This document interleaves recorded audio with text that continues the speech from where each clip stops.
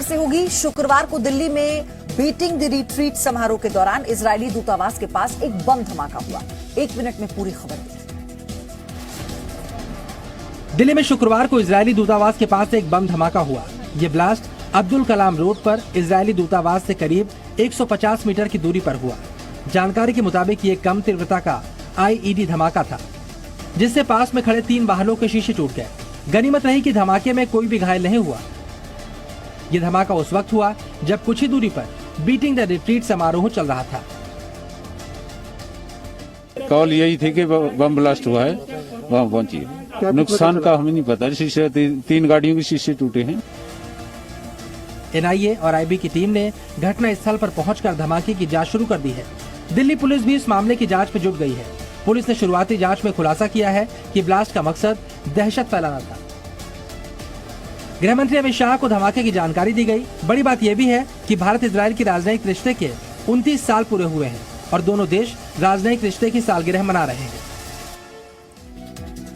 दिल्ली में इजरायली दूतावास के पास हुआ धमाके के बाद विदेश मंत्री एस जयशंकर ने इजरायल के विदेश मंत्री से भी बात की। दिल्ली धमाके के फौरन बाद विदेश मंत्री एस जयशंकर ने इजरायल की विदेश मंत्री से फोन पर बात की। उन्होंने इजरायल को दूतावास की सुरक्षा का भरोसा दिया। विदेश मंत्री ने ट्वीट कर इसकी जानकारी दी। दिल्ली में इजरायली दूतावास के पास हुए धमाके के बाद मैंने इजरायल के विदेश मंत्री से बात की। हमने इस धमाके को गंभीरता से लिया है। हमने उन्हें इजरायली दूतावास और राजनयिकों की सुरक्षा का भरोसा दिया है। मामले की जांच की जा रही है।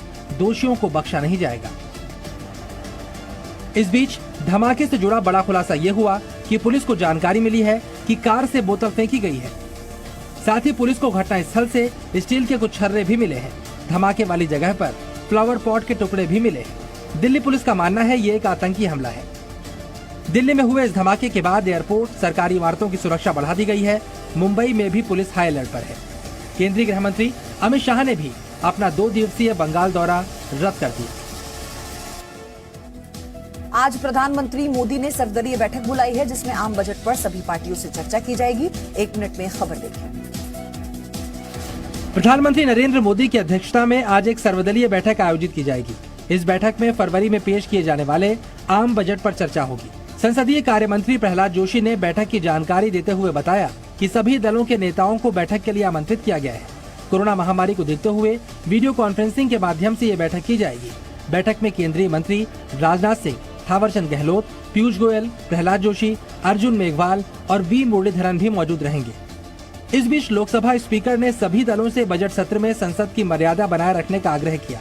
उन्होंने कहा कि सभी दल संसद की मर्यादा बनाए रखें ताकि सदन सुचारू रूप से चलाया जा सके। शुक्रवार को सत्र के पहले दिन विपक्ष ने राष्ट्रपति के भाषण का बहिष्कार किया। सदन में राष्ट्रपति का अभिभाषण शुरू होते ही विपक्ष ने नारेबाजी शुरू कर दी और सदन से वॉकआउट कर गए, जिस पर बीजेपी ने इसे राष्ट्रपति का अपमान बताया। हालांकि कांग्रेस ने इस पर बचाव करते हुए कहा कि वो सिर्फ कृषि कानूनों को रद्द करने की मांग कर रहे हैं। राष्ट्रपति का अपमान करना उनका मकसद नहीं है। वहीं शुक्रवार को बजट सत्र के पहले दिन वित्त मंत्री निर्मला सीतारमण ने आर्थिक सर्वेक्षण 2021 पेश किया। 1 मिनट में देखिए। वित्त मंत्री निर्मला सीतारमण ने संसद में आर्थिक सर्वेक्षण 2021 पेश किया। सर्वे के मुताबिक देश में 2022 की जीडीपी ग्रोथ चीन के विकास दर से भी ज्यादा रहने की उम्मीद है। इकोनॉमिक सर्वे के हिसाब से वित्त वर्ष 2022 में रियल जीडीपी ग्रोथ का अनुमान 11% रखा गया है। ये चीन के विकास दर से भी ज्यादा होगी। अंतर्राष्ट्रीय मुद्रा कोष का भी कहना है कि 2021 में भारत की अर्थव्यवस्था 11.5% रहने की संभावना है, जबकि चालू वित्त वर्ष के लिए जीडीपी का अनुमान -7.7% है। 5 ट्रिलियन की अर्थव्यवस्था बनने के लिए अभी भी कई चीजों पर ध्यान देना जरूरी है। वित्त वर्ष 2022 में पूरी रिकवरी देखने को मिल सकती है। भारत में वी आकार की रिकवरी देखने को मिली है। सर्वे पेश करते हुए वित्त मंत्री ने बताया कि कोरोना काल में देश के लोगों ने खर्च से ज्यादा बचत पर ध्यान दिया, जिसका असर मांग पर पड़ा है। पश्चिम बंगाल की सत्ताधारी पार्टी टीएमसी से नेताओं का जाना लगातार जारी है। 1 मिनट में देखिए खबर क्या है। पश्चिम बंगाल की सीएम ममता बनर्जी को शुक्रवार को एक और झटका उस वक्त लगा जब पार्टी के विधायक और पूर्व मंत्री राजीव बनर्जी ने न सिर्फ अपने पद से बल्कि पार्टी की सदस्यता से भी इस्तीफा दे दिया। राजीव बनर्जी ने 22 जनवरी को पद से इस्तीफा दे दिया था। इसके बाद शुक्रवार को उन्होंने सबसे पहले अपनी विधानसभा सदस्यता और फिर पार्टी को अलविदा कह दिया। To Honorable Speaker of the West Bengal Legislative Assembly, and I am really grateful to Honorable Speaker that he has extended his support in my tenure.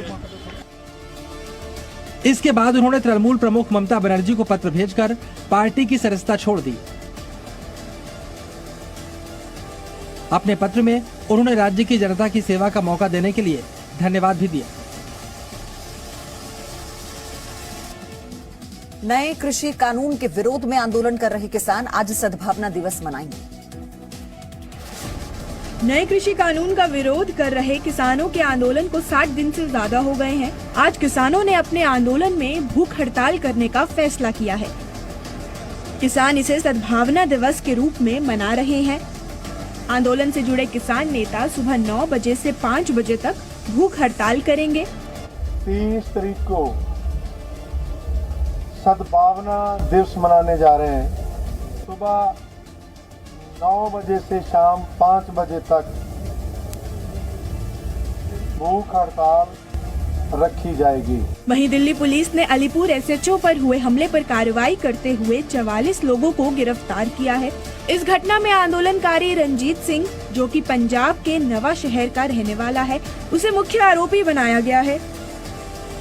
Haryana में आज शाम 5 बजे तक 17 जिलों में इंटरनेट सेवा बंद करने का फैसला लिया गया है। नए कृषि कानून के खिलाफ एक तरफ समाजसेवी अन्ना हजारे ने आंदोलन को न करने का फैसला किया, तो वहीं दिल्ली में बैठे किसान अपना आंदोलन और तेज करने पर अड़े हुए।